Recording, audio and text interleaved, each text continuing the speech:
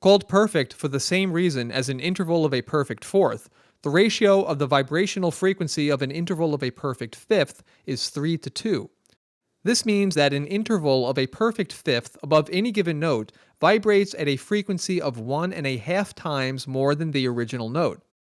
In other words, if a note vibrates at a frequency of 200 Hz, or 200 cycles per second, then an interval of a perfect fifth above that note would vibrate at a frequency of 300 cycles per second. An interval of a perfect fifth occurs when two notes are separated by the distance of 7 consecutive half steps.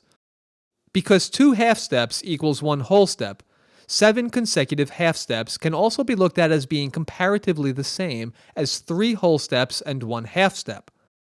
Using this pattern of steps, let's see if we can figure out what an interval of a perfect fifth above the note C is.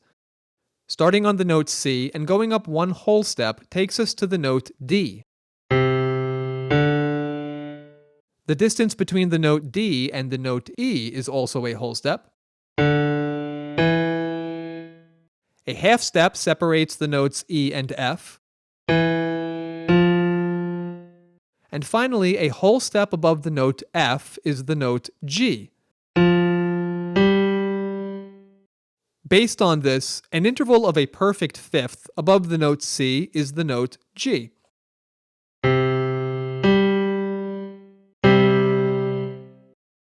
In the previous video, we learned that an interval of a perfect fourth above any given note can also be found on the fourth scale degree of both a corresponding major and minor scale.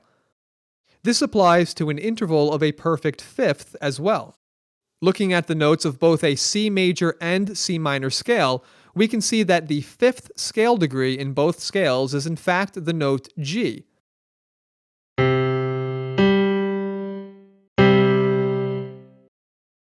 When reading an interval of a perfect fifth on the staff, you might notice that both notes will either be on a space, with 2 lines and 1 space between them, or on a line, with 2 spaces and 1 line between them. Memorizing this shape on the staff will make it easier to quickly recognize intervals of a perfect fifth when reading and writing music. A useful tool for identifying an interval of a perfect fifth above any given note is the circle of fifths. With the circle of fifths, each letter progressing in a clockwise direction is an interval of a perfect fifth above the note that preceded it. In other words, we can see here that the letter at the top of the circle is C. We already know that an interval of a perfect fifth above the note C is the note G. If we followed the order of steps which produces an interval of a perfect fifth, we would discover that a perfect fifth above the note G is the note D.